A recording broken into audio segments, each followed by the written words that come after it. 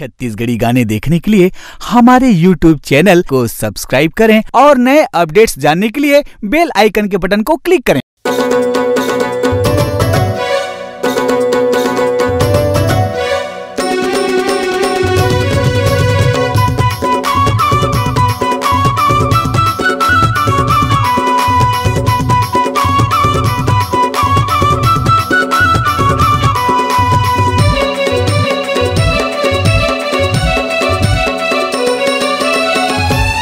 मोला प्यार दे इजहार कर, मोला प्यार दे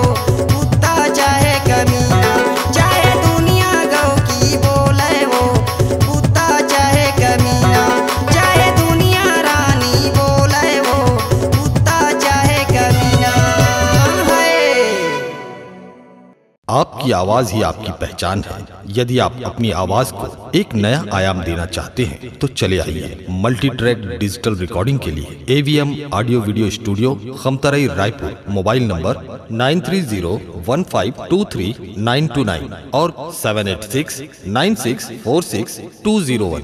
यदि आप नए एवं पुराने गीत सुनना चाहते हैं तो avmgana.com में जाकर गाना फ्री डाउनलोड करें और YouTube चैनल में AVM गाना और KK कैसेट्स को सब्सक्राइब करें।